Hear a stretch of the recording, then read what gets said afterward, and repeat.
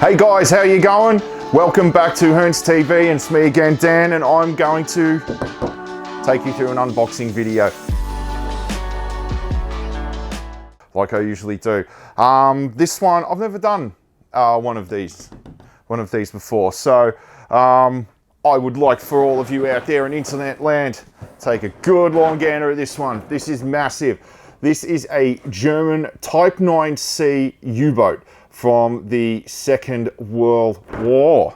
Yes, now the Type 9 was a much larger submarine than the Wolfpacks, and earlier on in the war, the Type 7 was considered the workhorse of the Kriegsmarine, but this one was much larger for sustained operations out in the ocean away from support. Yeah, they were really big actually. So they're over 70 meters long, and they could dive to a depth of 230 meters, and they had a crew anywhere from 55 to 60 or to 65 or thereabouts, depending on the mission that they were required to perform. Yeah, about 190 of these were made, I think, and there's two left.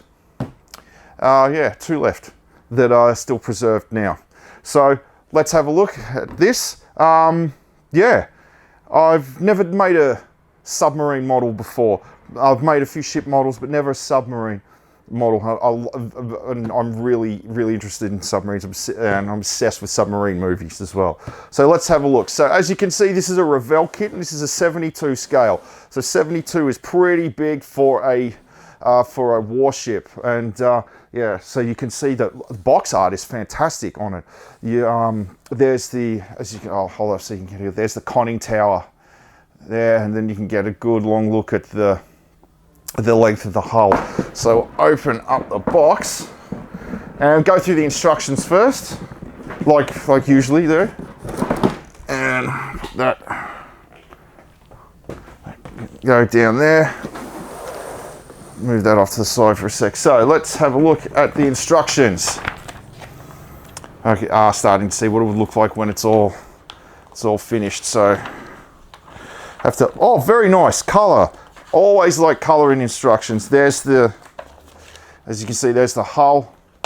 And pieces coming together. Yes, nice, colorful. Good, very good. I like this already. Yeah, it doesn't look like there's going to be a hell of a lot of pieces with this one. Yes, there's the conning tower, which, like I said, was also a lookout.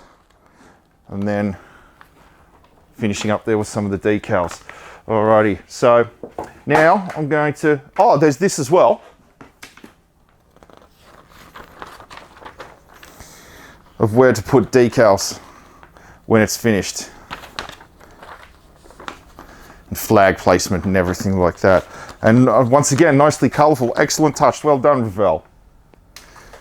All right, let's get down to the nuts and bolts of it, shall we? Now, this is the hull. As you can see, that's pretty big there. Yeah, and the other side there, and here are. Okay, and then the rear parts. I'll click on there, and they would go there. You can get a real appreciation for how big this submarine was, especially in her day. I shall shorten that a little bit there so we can bring this up to the camera. Beautiful details, as you can see. All of the rivets, panel lining, raised panel lining, rivets, excellent, and some indented ones as well. And here at the front, torpedo tubes on the front of the Type 9. There was actually a total of 6 torpedo tubes on the Type 9, 4 at the front and two at the back, or 4 at the bow and then 2 at the stern. And here we have all the ports where the water would come in and out. The Type 9C in particular, this one, was enhanced from the previous versions, and it actually carried about 43 tons worth of additional fuel to really extend its range in its missions. I'll put this over actually. In the front part here, there's no real interior details so far, but I'll keep one of these out because I'll take you through what it was like on the inside of a submarine a bit later in case there aren't any internal details. Yeah, so we'll put these aside for just a moment. And then we'll move on to, this is the top part of the deck, where this is where the conning tower would be, just there. And then you've got some gun emplacements here. Yeah, one at the front. The one at the front, the front gun on the Type 9C was a 105mm cannon. Now that is the same caliber as what is on the M1A1 main battle tank, to put that into perspective of how powerful that gun was. That was reserved for shooting, surfacing and shooting at small enemy targets that they didn't want to waste a torpedo on, or to finish off a ship that was already crippled. And back here, there were another two guns, one at the top of the conning tower, which I'll show you a little bit later. There was a 20mm anti-aircraft gun, and then a 37mm one there. And here's one of the ports where crew could come in and out of. Once again, beautiful details, raised and indented. Gonna need a lot of panel wash for this one, I would say. Yeah, okie dokie. Anyway, that was, as you can see, that was the rear part of the upper. And here's the front there. Very nice, very, very nice. Okay, now what else have we got here? Oh, this looks to be, this is like bulkheads. This will go on the inside of, the submarine to, help hold it together. Yeah, not a lot of details there. Well, you don't really need them because you're not going to see them. Put that down there, and here we go. Conning tower, just there, and raised and indented panel details as well. Beautiful. And here, that's the cage, like the safety bar that will go around, just around there, at the back of the conning tower. That will go around the 20mm anti-aircraft guns. There, that looks like it's going to be the 105 that goes up the front. And then little pieces there, all of the details that would go onto the exterior. And there's another part of the conning tower there. And then more of the conning tower. Finish it off, complete it. That looks like to be the observatory point where they would look out from.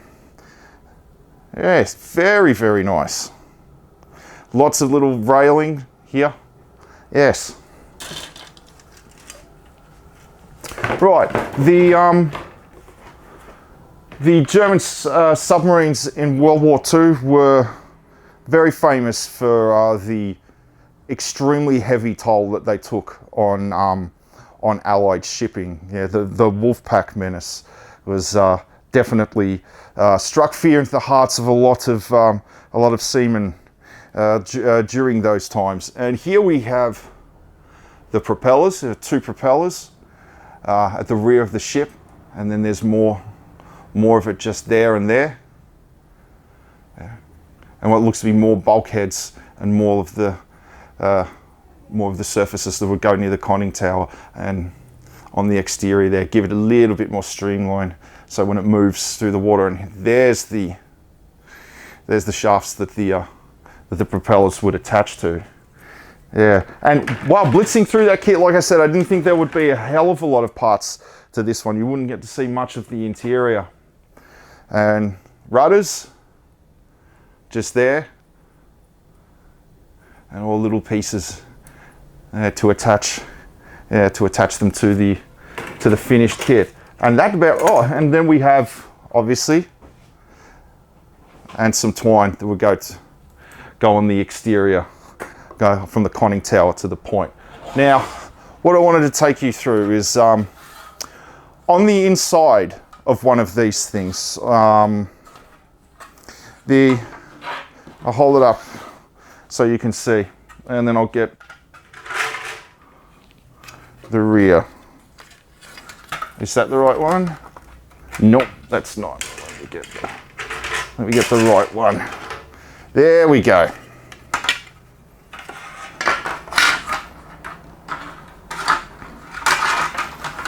Like so. Can't quite get it all in frame because it's just such a huge model kit, as you can see there. So I'll go from the front.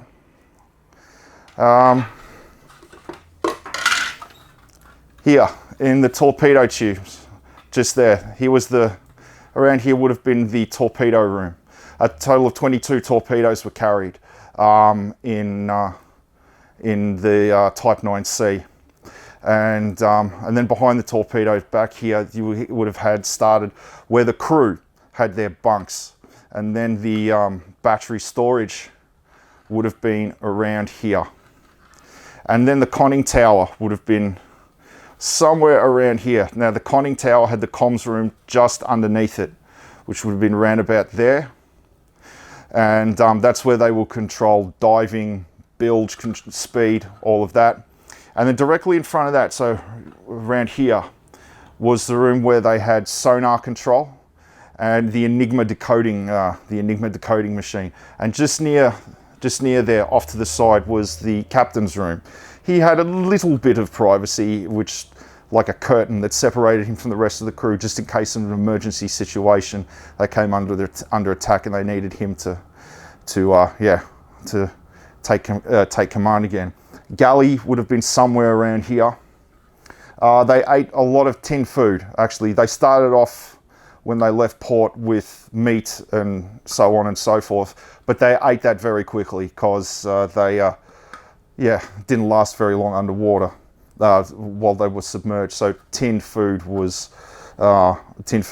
most of the time. There was also a lot of lemons and citrus fruit on there to keep scurvy away.